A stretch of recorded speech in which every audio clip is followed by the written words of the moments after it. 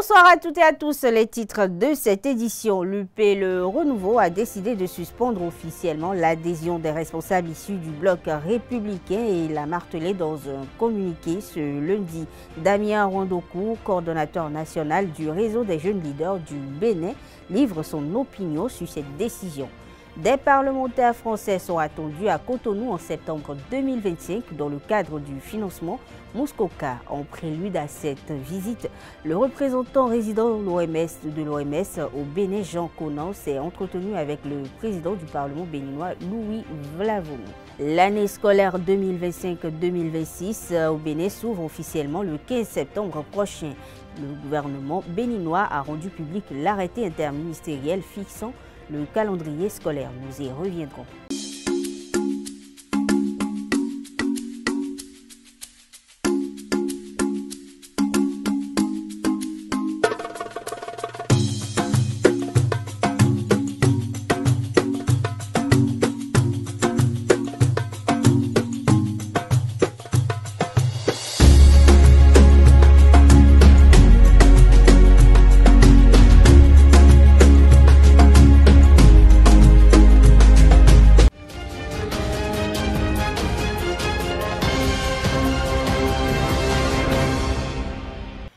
À nouveau, bonsoir. À travers un communiqué rendu public ce lundi 25 août 2025, l'UP Le Renouveau suspend provisoirement les adhésions de responsables militants de BR en son sein. Selon le communiqué signé du secrétaire général Gérald Bainouchi, cette décision de la haute direction politique a été prise pour préserver la discipline de la mouvance présidentielle, la stabilité de la majorité et le respect des équilibres internes en cette période préparatoire des échéances électorales. Qu'en pensent les citoyens béninois? Suivez quelques-uns au micro de Romaric Djessougou Benou. C'est une bonne décision.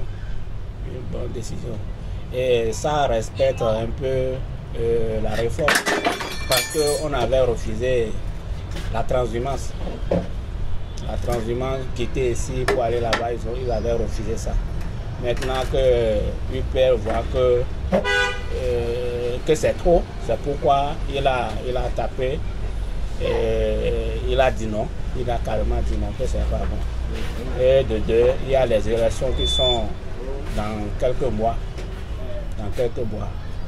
Et c'est ces mêmes personnes qui vont aller sur le terrain parler à des populations. Il ne faut pas que ces mêmes personnes vont encore aller dans des autres partis. Le militant qui aujourd'hui veut accéder donc à des postes de responsabilité au sein d'un parti politique, il a un mandat électif. Et il faut revoir un peu la méthodologie parce que quand vous avez un mandat électif, vous ne pouvez plus démissionner de votre parti politique. Vous êtes obligé, vous êtes assujetti à respecter donc les tests qui régissent votre parti politique. Et si vous démissionnez, ça veut que d'abord vous perdez votre mandat électif et l'autre aspect c'est que tout ce qui est avantage lié à votre mandat électif, vous le perdez. Par conséquent, vous êtes obligé de respecter les lois qui gouvernent votre parti politique. Et le fil de poids de la sonne, on a deux lidos. Le poids là ici. On est même les gars qui sont maïtons. Et nous on a un lido de fil de poids, mais le côté est un autre camarade. Les lames de camarade. Maman, maï coupe va aller dans le bar. Le temps de poids est du vidéo. Le temps de poids est le gars. Nous l'avions toujours dit et martelé chaque fois et toutes les fois quand nous avions cette opportunité de nous exprimer. Aujourd'hui, avec les réformes du système partisan aujourd'hui, il n'y a plus d'intérêt personnel ni égoïste. Parce que quand vous vous mettez ensemble, vous vous mettez ensemble pour l'intérêt collectif. Et l'autre aspect, c'est que ça pose aussi un problème. Vous savez, la liberté d'expression, d'aller et de revenir, la liberté d'associer, ok, c'est une liberté qui est consacrée donc dans notre constitution. Et plus loin, quand vous prenez la charte des partis politiques aujourd'hui, on ne saurait donc prendre cette décision. Chaque citoyen est libre donc d'associer à des formations politiques qu'il veut. Mais le pôr andar no filho pôr na do telefone filho vai filho ele vai filmar com todo na tu tem de base já só tem na do campo não de coi na do motor boi lá no coi na tem do ponto de na yeza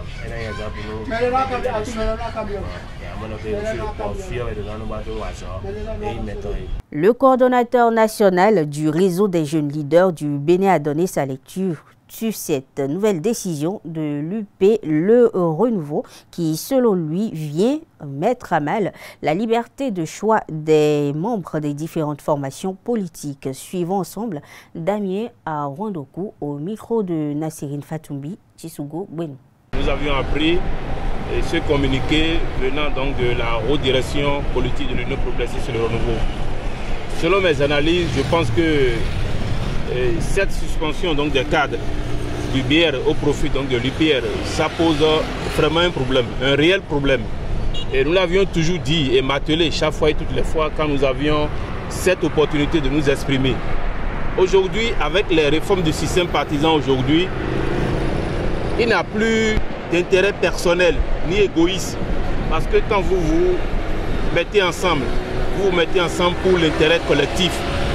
Et l'autre aspect, c'est que ça pose aussi un problème, vous savez, la liberté d'expression, d'aller et de revenir, la liberté d'associer.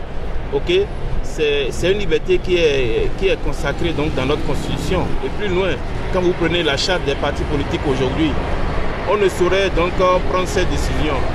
Chaque citoyen est libre donc d'associer à des formations politiques qu'il veut. On peut toutefois encadrer, ok, on peut encadrer, je dirais, c'est le fait que les militants, okay, ou les cadres du BR quittent le BR pour venir au niveau donc de l'Union progressiste. Pourquoi? Comment? Je l'explique un peu. Vous savez, cette guerre, c'est pour plomber une fois encore tous les parrainages en vue donc des élections en vue. Et pour y remédier, puisque le militant qui aujourd'hui veut accéder donc à des postes de responsabilité au sein d'un parti politique, il a un mandat électif. Et il faut revoir un peu la méthodologie parce que quand vous avez un mandat électif, vous ne pouvez plus démissionner de votre parti politique. Vous êtes obligé, vous êtes assujetti à respecter donc les tests qui régissent votre parti politique. Et si vous démissionnez, ça veut que d'abord vous perdez votre mandat électif. Et l'autre aspect, c'est que tout ce qui est avantage lié à votre mandat électif, vous le perdez. Par conséquent, vous êtes obligé de respecter les lois qui gouvernent votre parti politique. Même dans la charte, quand vous prenez l'article 11 donc de la charte des partis politiques, on ne saurait interdire à un militant. Et pourquoi vous voyez tous ces bruits-là? C'est juste pour bouleverser c'est une guerre entre les deux partis pour bouleverser les parrainages. Parce que tout le monde est pressé et tout le monde veut être député, tout le monde veut être maire, tout le monde veut être conseiller. Vous voyez? Donc je pense qu'il va falloir quand même que ces cadres qui veulent quitter un parti politique à un autre puissent vraiment essayer de regarder ou de sauvegarder l'intérêt supérieur donc, de la nation, c'est-à-dire l'intérêt supérieur donc, de ces partis politiques afin que le jeu puisse se jouer dans les règles de l'art. En prélude aux élections générales de 2026, au Bénin, la Sénat organise depuis ce mardi 26 août, un atelier de renforcement de capacité consacré à la protection des élections. L'initiative est organisée avec l'appui de l'Institut international pour la démocratie et l'assistance électorale IDEA et la coopération canadienne. La cérémonie d'ouverture a été présidée par Laurentine Adossou-Davor, rapporteur du Conseil électoral à la Sénat. Elle a souligné à l'occasion l'importance de cet atelier dans un contexte où les élections, souvent source de tensions et de contestation, doivent être protégées. Et selon elle, le rendez-vous vise à identifier des menaces, à mettre en œuvre des mécanismes de prévention et garantir la sincérité des scrutins à venir. Durant 3 jours, les 162 participants issus d'organismes électoraux de la société civile, des partis politiques, des médias et d'institutions étatiques travailleront autour de plusieurs thématiques, à savoir cartographie des risques, méthodologie du projet, étude des cas, travaux de groupe et également simulation. Cette cérémonie, il faut le noter, a connu entre autres la présence de Catherine Hughes, première secrétaire de coopération au bureau de l'ambassade du Canada au Bénin, du directeur général des élections Aboubakari Souley Adam, ainsi que de plusieurs membres et directeurs techniques de la Sénat. Dans tout système démocratique, les élections représentent le moyen par lequel le peuple exprime sa volonté et choisit ses dirigeants, mais de plus en plus au Bénin, comme en Afrique en général, les élections sont contestées et sont source de violence. C'est pourquoi il paraît aujourd'hui impérieux de veiller à leur protection et à leur organisation. À cet effet, je voudrais me permettre de rappeler que les facteurs de risque associés à une élection sont nombreux et variés. Je voudrais citer pêle-mêle la mauvaise performance de l'organisme en charge des élections ou des parties prenantes au processus électoral, la désinformation, la violence électorale, la fraude électorale, les perturbations de tout genre sortent du scrutin, le manque de transparence et d'inclusivité, les manipulations des résultats, etc. Il est important de noter que ces facteurs peuvent interagir et influencer le processus électoral et semer le doute sur la sincérité et la crédibilité des élections. C'est pour identifier et prévenir les facteurs de risque, évaluer et mettre en place les mesures préventives et correctives susceptibles de garantir la sincérité et la crédibilité des prochains scrutins dans notre pays, que la Sénat a invité la présente rencontre, qui constitue également un espace qui nous permettra d'avoir une compréhension commune des meilleures pratiques en matière de protection des élections. Ces pratiques et normes électorales permettront de garantir le principe que chaque vote compte, que les résultats reflètent fidèlement la volonté du peuple et que les élections sont transparentes et équitables.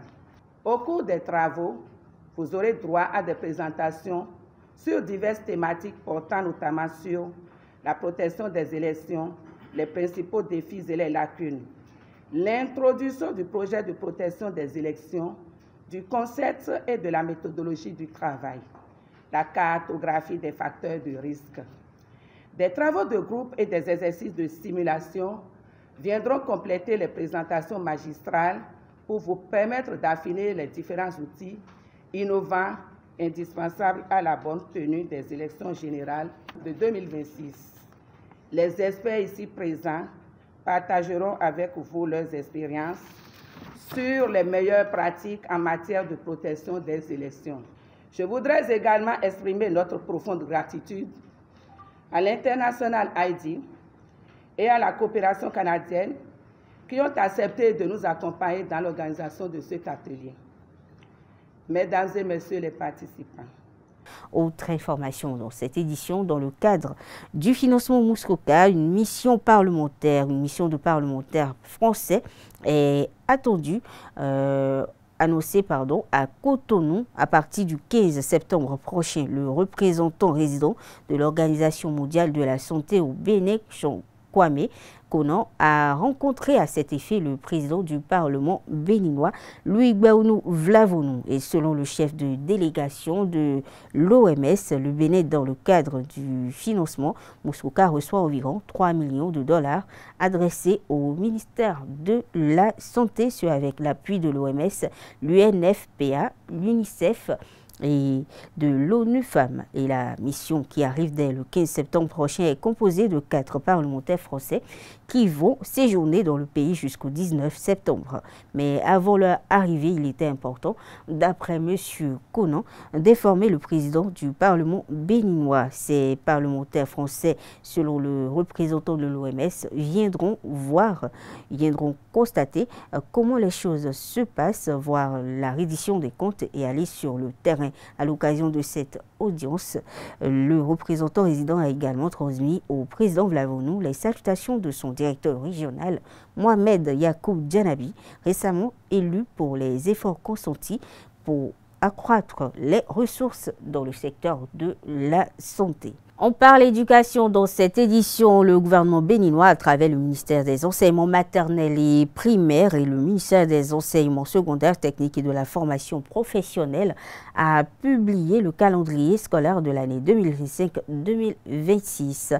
Et selon ce calendrier, la rentrée des classes démarre le 15 septembre prochain.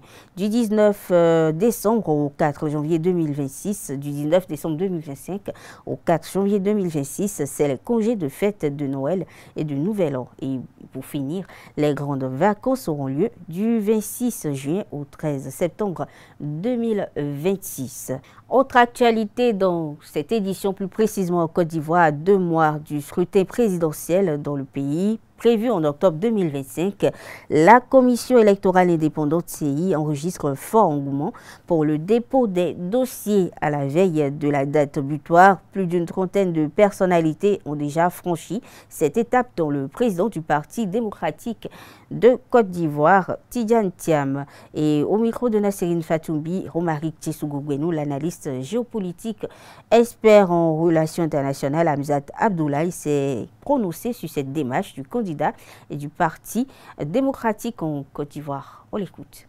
Alors, c'est une question qui a déjà été vidée de tout son sens, dans la mesure où il y a une décision de justice qui l'exclut en principe de la liste électorale. Alors, beaucoup parlent d'une décision politico-judiciaire ou politico-juridique, mais dans l'essence, il faut retenir que nul n'est au-dessus de la loi et la décision de la justice prime en toute chose. Donc, je pense qu'il a déposé pour marquer de façon formelle qu'il est à l'encontre de cette décision judiciaire qui serait manipulée par la classe politique et particulièrement par Alassane Ouattara. Et ça montrera quelque part l'antagonisme de Tidjane Thiam vis-à-vis de ces scrutins. L'autre chose qu'on peut retenir, c'est qu'il n'y a pas que lui, il y a plusieurs potentiels candidats qui sont exclus de cette liste, dont M. Gbagbo. Et je pense que toute cette panoplie de personnes qui représentent essentiellement des partis politiques vont déposer pour montrer à l'opinion nationale et internationale qu'ils ont fait leur rôle, qu'ils ont fait la part de leur job. Quitte maintenant à la commission électorale de pouvoir trier les candidatures des uns et des autres. Ce qui est certain, c'est que Tidjane Thiam a déposé pour la forme, et dans le fond, sa candidature sera rejetée, autant que celle de M. Gbagbo, s'il dépose, bien sûr. Alors, dans ce genre de processus, on joue souvent sur le timing, sur le temps, on attend qui va déposer avant l'autre. Je pense que M. Ouattara, président en exercice et président à sa propre élection, candidat à sa propre élection, va essayer en tout cas de déposer dans les tout derniers moments pour essayer de maximiser sa communication autour de sa candidature. Et peut-être il a un regard sur M. Gbagbo qui va aussi certainement déposer. Toujours hors de nos frontières actualité, l'agence postale de l'ONU a recensé ce mardi 26 août, un total de 25 pays ayant décidé de suspendre leurs services postaux vers les États-Unis en raison des incertitudes liées à l'impact des droits de douane décidés par le président Donald Trump.